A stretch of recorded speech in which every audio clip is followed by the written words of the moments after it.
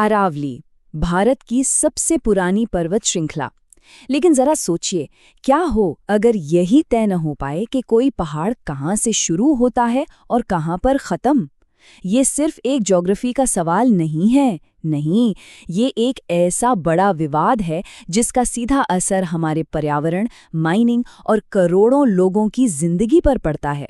तो चलिए मिलकर समझते हैं इस पूरी कहानी को।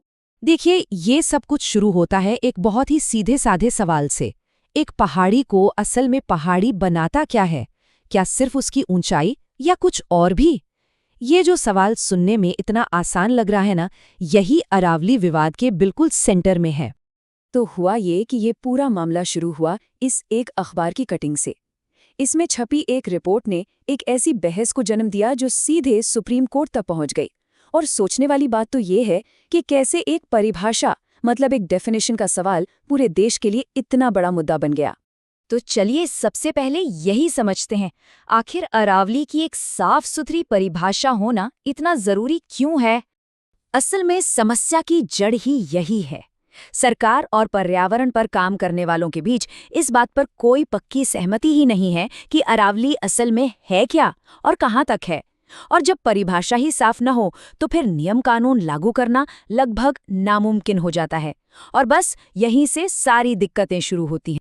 तो इसी कंफ्यूजन के बीच सुप्रीम कोर्ट में एक रिपोर्ट आई और उससे निकला एक नंबर, 100 मीटर। इस रिपोर्ट में कहा गया कि सिर्फ उन्हीं पहाड़ियों को अरावली का हिस्सा मानना चाहिए जो 100 मीटर से ज्यादा ऊंची हैं। तो अब हमारे सामने दो बातें हैं। एक तरफ एक आम सी थोड़ी धुंधली परिभाषा और दूसरी तरफ 100 मीटर का एक बिल्कुल सीधा और सख्त नियम। और बस यही टकराव पूरे संघर्ष की असली जड़ है। अब इस परिभाषा के झगड़े का सबसे पहला और कह सकते हैं सबसे खतरनाक असर पड़ता है खनन यानी माइनिंग पर। और ये खतरा लगातार बढ़ता ही जा रहा है। जरा ये नंबर देखिए, इससे पता चलता है कि मामला कितना गंभीर है। पर्यावरण मंत्रालय के मुताबिक पूरी अरावली रेंज का सिर्फ 0.19% हिस्सा ही पूरी तरह से सुरक्षित है। मतलब एक बहुत बड़ा इलाका तो पहले से ही खतरे की जद में है। तो इसका असली मतलब क्या हुआ? सोचिए, अगर 100 मीटर वाला नियम मान लिया जाता है तो कोई 99 मीटर ऊंची पहाड़ी, जो शायद पर्यावरण के लिए उतनी ही जरूरी हो, वो रातों रात अपनी कानूनी सुरक्षा खो देगी। मतलब परिभाषा में बस एक छोटा सा बदलाव और माइनिंग के लिए बड़े बड़े दरवाजे खुल सकते हैं।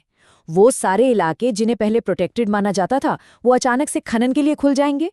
और ये कोई मामूली चट्टानों का खनन नहीं है। अरावली चूना पत्थर, संगमरमर, ग्रेनाइट, जिंक और कॉपर जैसे कीमती खनिजों का खजाना है। तो जाहिर है यहाँ बहुत बड़े आर्थिक हित भी जुड़े हुए हैं, जो इस पूरी बहस को और भी ज्यादा पेचीदा बना देते हैं। लेकिन अरावली सिर्फ खनिजों का खजाना नहीं है। इसका एक और बहुत ही जरूरी पहलू है, और वो है भारत की हरी दीवार के तौर पर इसकी भूमिका। अरावली को अक्सर भारत की हरी दीवार भी कहा जाता है, और ये सिर्फ कहने के लिए एक अच्छा नाम नहीं है। ये इसकी असली भूमिका को बताता है। ये एक प्राकृतिक शील्ड, एक ढाल की तरह काम करती है। कैसे? ये दीवार थार रेगिस्तान से आने वाली गर्म और धूल भरी हवाओं को हरियाणा, दिल्ली और पश्चिमी उत्तर प्रदेश में आने से रोकती है। यही नहीं, ये मॉनसून को प्रभावित करके इस इलाके में बारिश लाने में मदद करती है, जमीन के नीचे पानी को रिचार्ज करती है और कई नदियों का स्रोत भी है।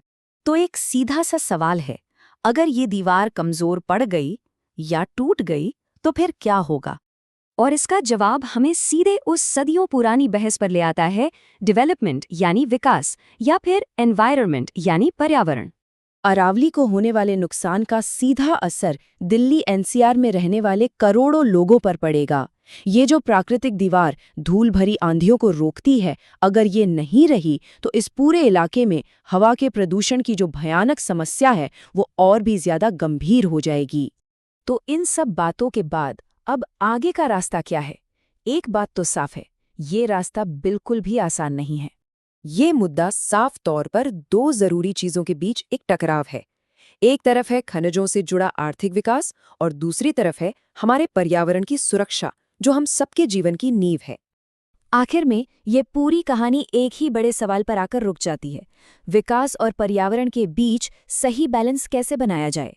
इसी संतुलन को खोजना शायद न सिर्फ अरावली बल्कि पूरे देश के भविष्य के लिए सबसे बड़ी चुनौती है, और ये एक ऐसा सवाल है जिसका जवाब हम सबको मिलकर ही खोजना होगा।